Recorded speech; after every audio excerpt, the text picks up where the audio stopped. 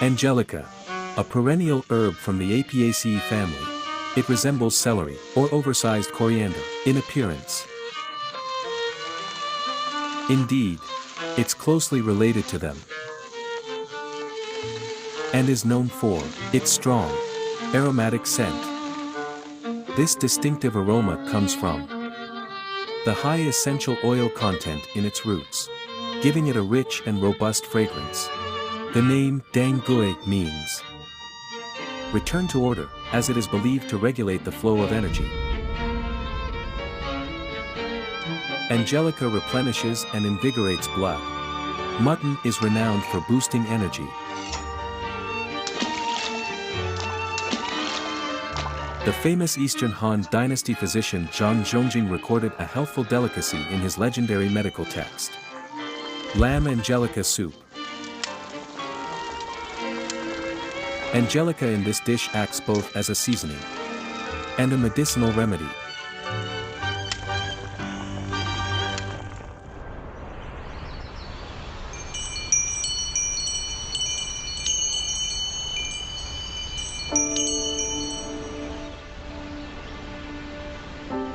This is the western part of the Qinling Mountain, bordering the eastern Qinghai Seizan Plateau. Historically, it is recorded as the first place where Angelica was found.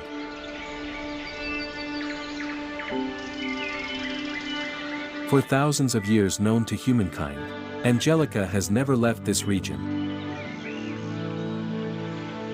With an altitude of over 2,000 meters, more than 2,100 hours of sun annually, perpetually moist, yet well-draining sandy soil, and humid air. This setting is perfect, not just for the finicky Angelica, but also for many rare plants and animals.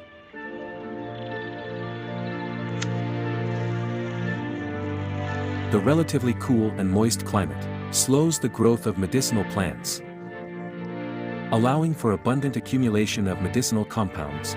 So the northwestern Qinling region is one of China's rare natural medicine vaults.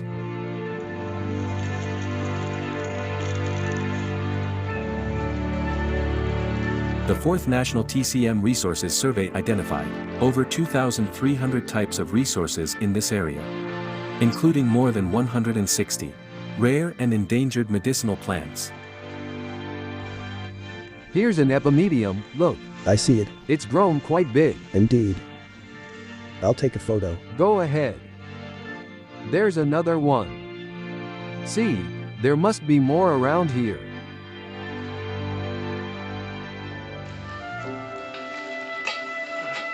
Over the past few centuries, wild medicinal plants have been overharvested, pushing many to the brink of depletion.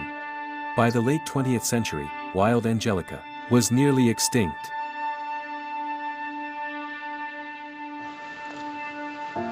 In recent years, researchers have continued their quest to find traces of wild Angelica in the region. Let's keep climbing to see if we can find any wild Angelica.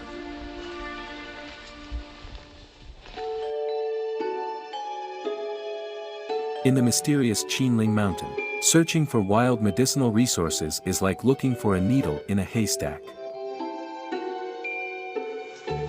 When I first started working, wild Angelica was everywhere in the mountains. Decades later, they've all gone. With no fixed location or path, experts rely only on traces to speculate on the survival of wild Angelica. The soil here is ideal for wild Angelica growth. Absolutely. The soil is extremely loose,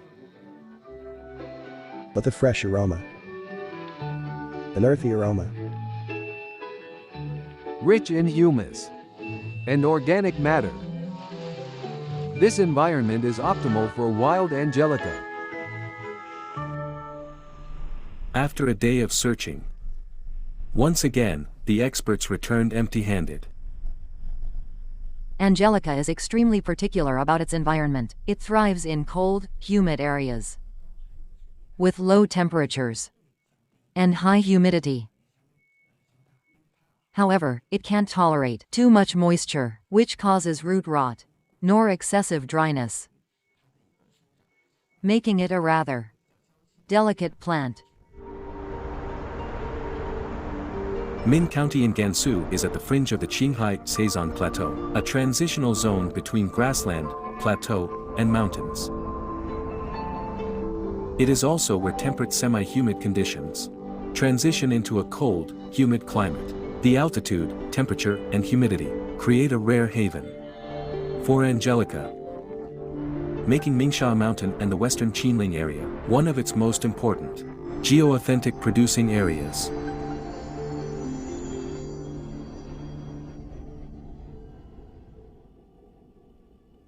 Angelica thrives here.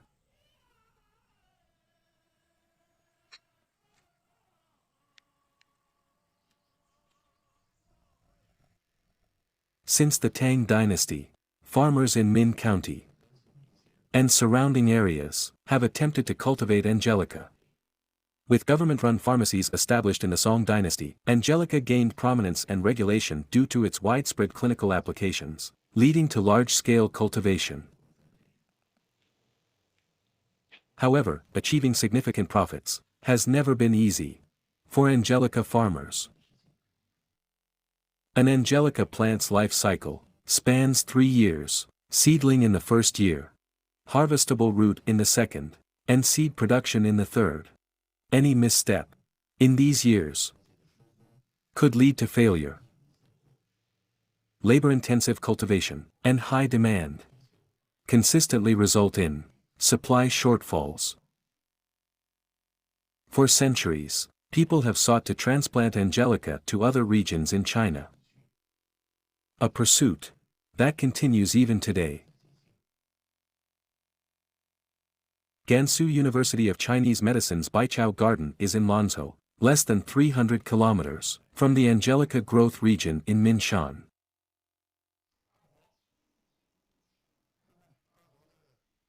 Professor Wu Guotai attempts to cultivate Angelica here. Supported by millennia of cultivation experience and the latest scientific techniques. Will they succeed? The Angelica isn't doing well. They've all wilted. The plant's leaves have dried out, and some roots have rotted. The soil has compacted badly. It's unfortunate that healthy seedlings didn't develop into quality medicinal roots. What a shame.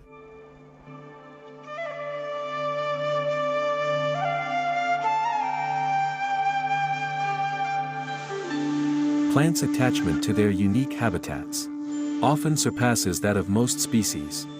Even in Minshan and its surrounding areas, with suitable geography, climate, and meticulous care, the outlook for Angelica cultivation remains uncertain. This species is exceptionally sensitive to climate stability and cyclical changes. Any climate fluctuation can directly affect Angelica yields.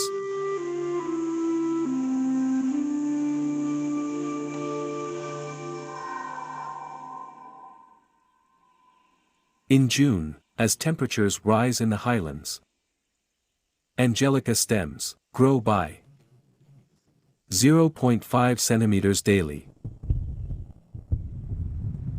The timely arrival of rain replenishes soil moisture, allowing Angelica to quickly root and establish its territory. By August, temperatures soar from 20 to 30 degrees Celsius.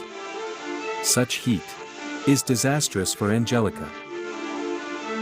Many Angelica plants, sensitive to this abrupt change, react immediately. They choose to bloom and seed a year early, diverting all nutrients from root to seed prematurely. However, this is the crucial year for their roots to accumulate medicinal properties. Early flowering depletes these properties, leading to a phenomenon known as Early bolting.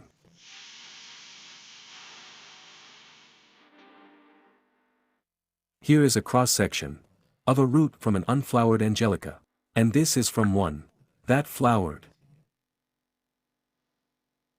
Comparatively, the latter is shriveled and porous, as all its nutrients were transferred to seeds. Once depleted, its stem withers, leaves fall, and the root dries up like dead wood, marking the demise of this Angelica. In plants, this is termed early bolting. And such seeds often carry genes prone to early bolting, locally known as fire seeds.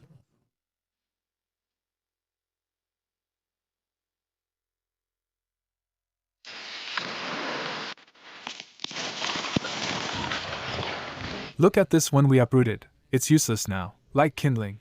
It's lost its medicinal value. We follow standardized planting protocols, so this can't stay. To prevent the spread of unfavorable genes to future generations, early bolting Angelica plants and their seeds are removed. In recent years, climate change has intensified temperature fluctuations. Even in Min County and its surrounding areas, Angelica's geoauthentic producing areas, artificial cultivation is facing increased death rates due to early bolting, sometimes reaching up to 40%. Currently, all Angelica available in the market is cultivated. And early bolting is a significant factor negatively impacting its quality and yield. We believe this issue arises because long-term cultivation weakens plants' disease resistance, and because of the gradual degradation of the surrounding planting environment. Wild herbs and plants possess many resistance genes. This has motivated us to prioritize searching for wild Angelica in this resources survey, especially in Min County and Tinchong County, the main production areas. Fortunately, during the 4th National TCM Resources Survey, wild Angelica, thought to be long lost, was rediscovered deep in remote forests. For experts, discovering wild Angelica not only revives hope for this endangered species, but also provides vital genetic material for future breeding and research efforts. Before this, a specimen of wild Angelica had resided in the museum for quite some time. The wild Angelica is significantly smaller, with its main root about the same thickness as a lateral root of the cultivated one, demonstrating the harsh survival challenges it faced in the wild. Moreover, without a significant population, any harm to wild Angelica poses a severe risk.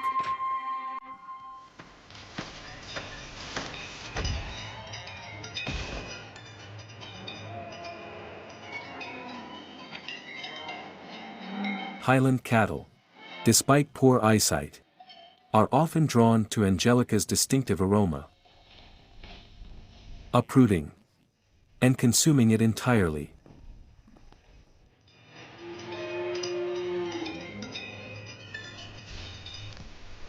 Look, there's wild cattle dung here, indicating a habitat rich in wildlife and medicinal plants, often found under trees or between rocks.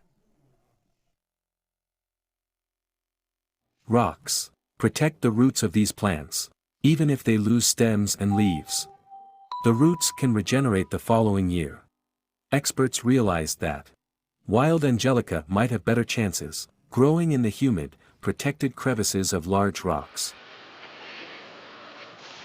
Led by Lone, a local villager, they quickly identified an area abundant in such rocks. Let's see if there are any. Wild Angelica.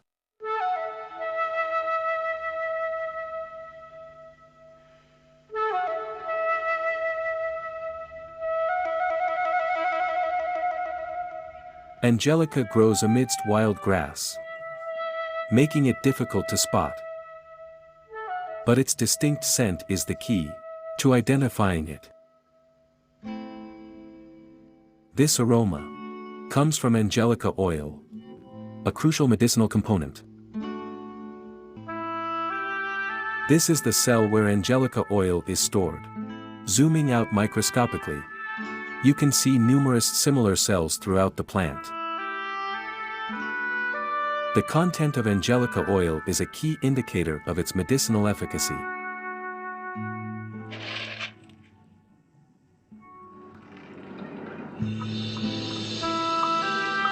For centuries, Angelica oil has been extracted through water steam distillation for medicinal purposes. Yet for the plant, this scent serves to communicate and repel pests. Clusters of strong-smelling Angelica act as natural shields, safeguarding themselves and neighboring plants. If wild Angelica were to become extinct, many associated species might be affected, potentially destabilizing the dynamic balance of their ecosystem. Moreover, wild Angelica's complex genetic profile also contributes to a more potent and varied aroma than cultivated Angelica. This helps humans identify them.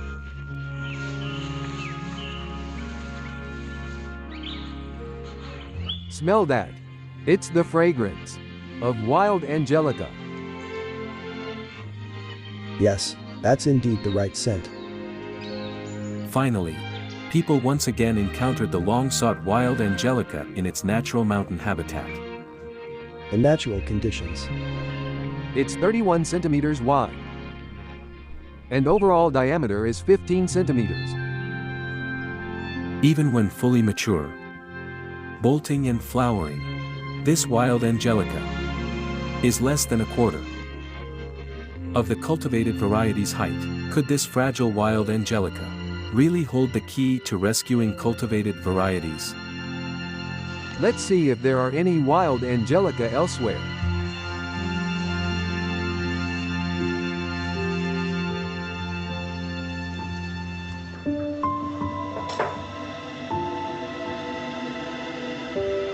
Experts collected seeds from wild Angelica to compare with those from cultivated ones, seeking genes that might enhance vitality and resilience.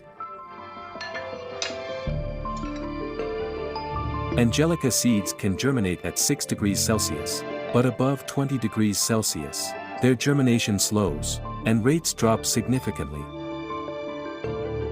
In a controlled environment, set at 28 degrees Celsius, higher than the optimal 20 degrees Celsius, cultivated Angelica seeds manage to sprout under ideal humidity and oxygen conditions. However, the wild Angelica seeds remain dormant, indicating their survival rate is much lower than that of cultivated ones under the same conditions. This suggests wild Angelica requires stricter conditions to thrive, leading to questions about its potential to rescue cultivated varieties. Finally, at the optimal 20 degrees Celsius, wild Angelica began to germinate.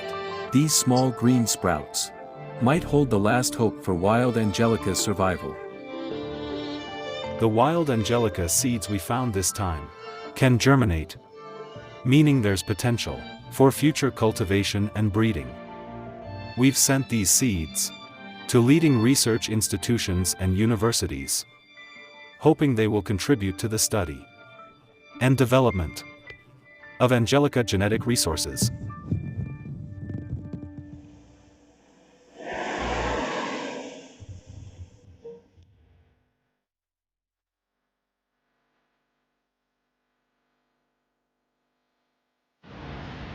In the lab at Gansu University of Chinese Medicine, a wild Angelica seed has sprouted its first leaf.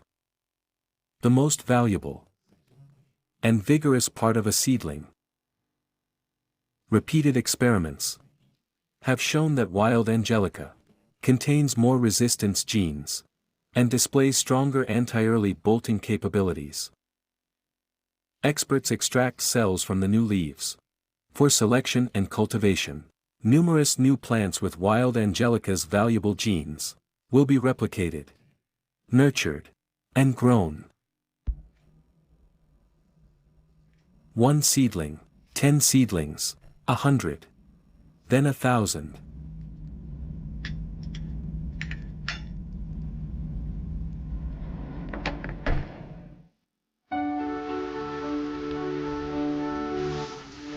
Look, this Angelica is taller than you. This one's even taller than you. This one? Indeed, it is taller than me. In September, as Angelica seeds transition from green to white,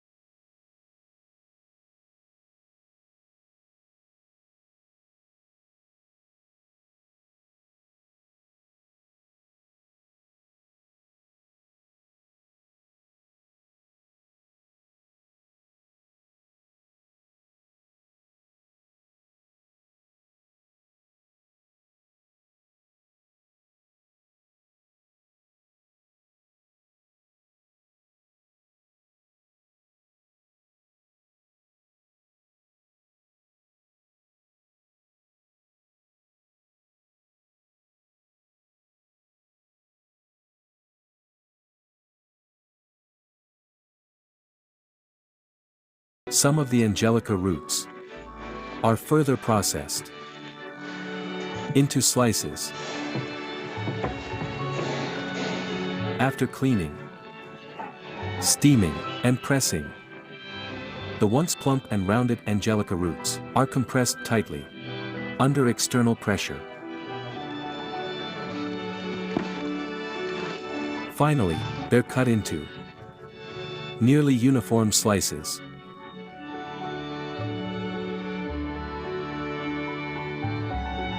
Locals refer to them as Buddha's hand Angelica, due to their appearance. Most Angelica, however, is shipped worldwide in its original form.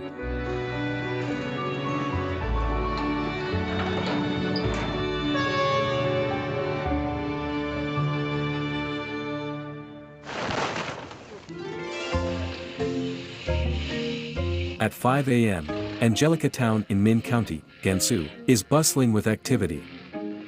Sellers rush in before dawn to secure the best spots. Our Angelica is huge.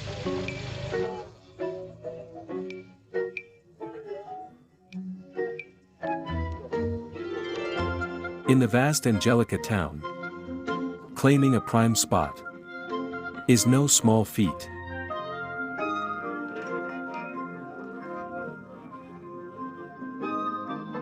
This is the world's largest Angelica market, exporting thousands of tons globally and accounting for over 80% of China's annual Angelica transactions. Here is the Angelica Town Market in my hometown. Merchants from all over the country come here to find premium Angelica.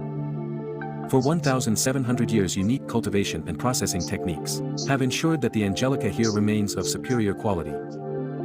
Plump, thick roots, with yellow-brown or dark brown skin, and a rich aroma, regarded as the finest of Angelica. Gansu province now boasts about 500,000 mu of Angelica plantations. Despite our success, people wonder why we still protect wild Angelica. Angelica is a staple in traditional Chinese medicine, and the wild varieties were harvested extensively early on, reducing their natural availability. However, wild Angelica possesses robust resistance genes valuable for research, underscoring the importance of preserving these wild resources.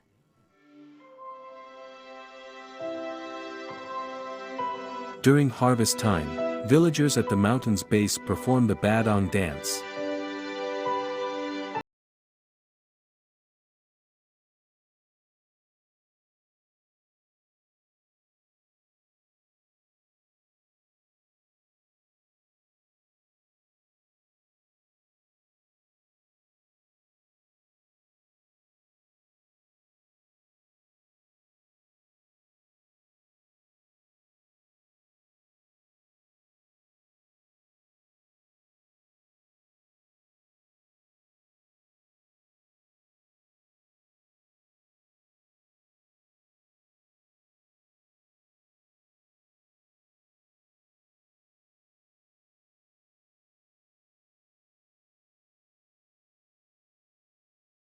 Clusters.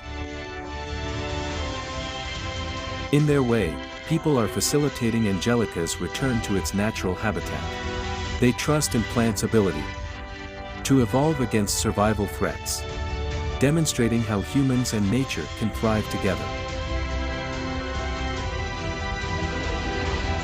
For thousands of years, Angelica has served as both a flavorful spice and an essential medicinal remedy for the Chinese. With its warming properties, this fragrant herb helps regulate blood flow and enhance circulation. Hence the folk saying, 9 out of 10 formulas include Angelica. For centuries, people have engaged with, utilized, and protected these herbs.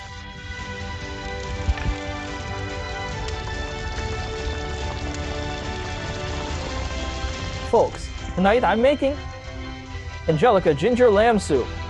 Angelica, being both food and medicine, will enrich our soups and stews.